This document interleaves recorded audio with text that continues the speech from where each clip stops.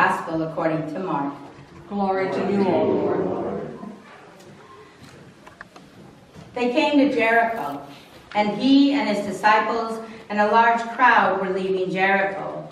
Bartimaeus, son of Timaeus, a blind beggar, was sitting by the roadside. When he heard that it was Jesus of Nazareth, he began to shout and say, "Jesus, Son of David, have mercy on me." Many sternly ordered him to be quiet, but he cried out even louder, "Son of David, have mercy on me." Jesus stood still and said, "Call him here." And they called the blind man, saying to him, "Take heart, get up, he is calling you." So, throwing off his cloak, he sprang up and came to Jesus. Then Jesus said to him, "What do you want for me? What do you want me to do for you?" The blind man said to him, "My teacher, let me see again." Jesus said to him, "Go, your faith has made you well." Immediately he regained his sight and followed him on the way. The Gospel of the Lord.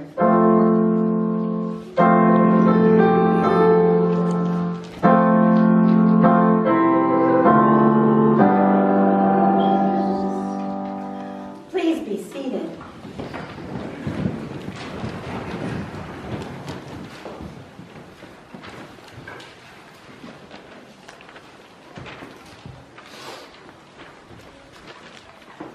This is a difficult Sunday to preach. Not because it's Reformation Sunday or the 23rd Sunday after Pentecost.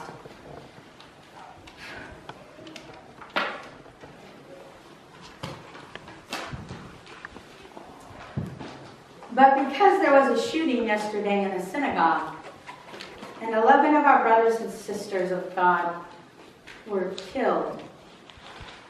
And it's a difficult day to preach today, because last Sunday I preached to you that the journey that we take with Christ was never promised to be an easy one, even though we had said yes to it.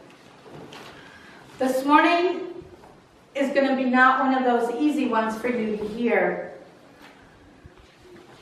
because our lesson in Jeremiah sends the very strong message that the caravan from Honduras that is desperately trying to make its way to the United States, as illegally as it is, speaks to that caravan this morning. I know for many of you that's not a popular idea, but as Christians, it's what we do and it's who we are. Bless you. Bless you. The over 4,000 Honduran people and others from Salvador and other countries are on their way here to find a better life for their families. They are on their way here to seek asylum from gang violence, from an oppressive government, from abuse for the women. And the women are bringing their children to save their children so they are not brought into those gangs. It's not that these people want the world. They want a place to lay their head at night and know that all of their family will wake up in the morning. They are seeking a refuge from the horrors of war that they face. Though it may not be a popular war on the news, when there are gangs in your city, you are in a continual battle for your life, as are their children. And yes, they are coming. Some have left. because they were too afraid of the consequences of making it here.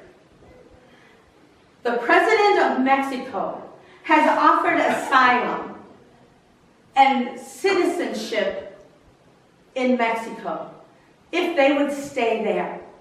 And some have.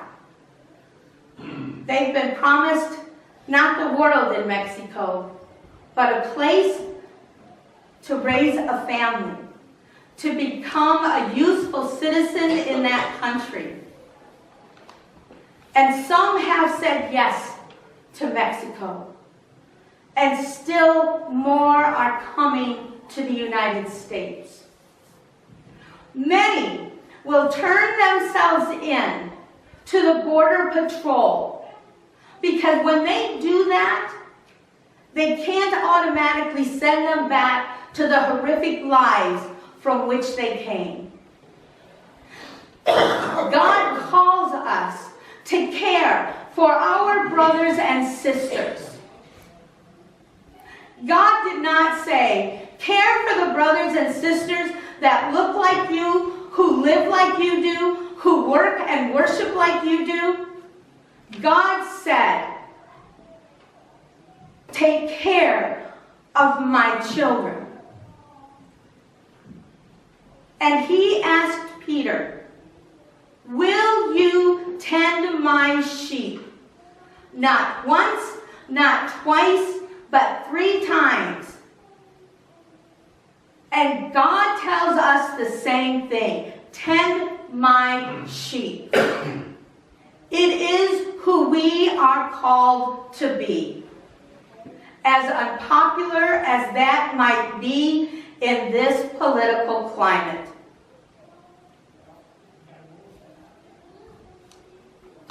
You may not enjoy hearing me the rest of the day, and that's okay.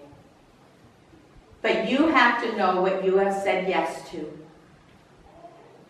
And it's embracing all of God's children. And when we say our prayers later in the service, we will be praying for the family of the 11 from the synagogue, and we will be praying for the shooter and his family. I have seen all over Facebook last night, no matter how many responses I read, no one is praying for that shooter, nor his family. The shooter is a broken brother of ours who desperately needs our prayers.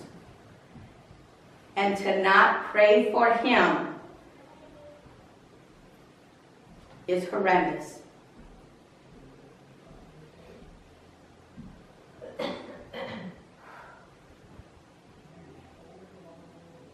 I told Ron I didn't know what I was going to do today, and there is no sermon in my folder.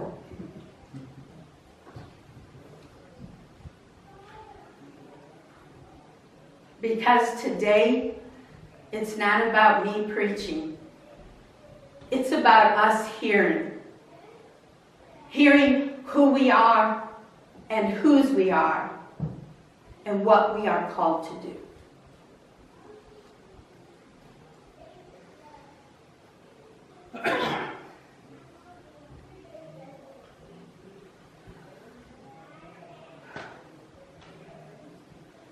During this week, as we will probably hear more about the caravan, and we will hear more about the attack on the synagogue, I hope you will hear that news with open ears and an open heart. And perhaps a changed heart, knowing what we are to do. And I know that Mexico seems like a far piece from Niobrara, but it isn't that far. We know that in Omaha and in Lincoln, Many refugees and migrants have found solace, have found asylum, have found a friend in the churches in Omaha, through all denominations. In O'Neill, we had the ice raid that affected so many of our brothers and sisters in that community. Those members who were taken out of O'Neill through the raid were working people, were loved people in O'Neill.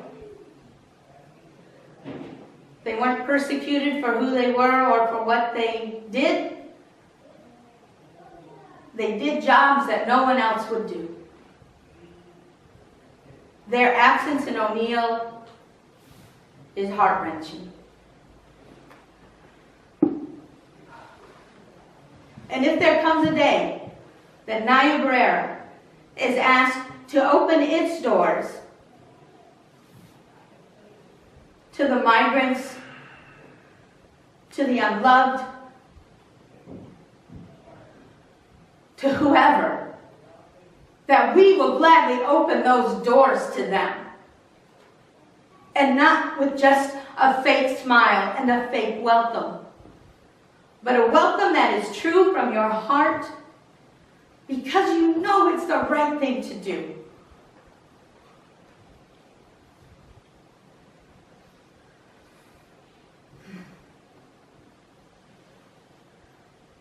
Pray for them and pray for us.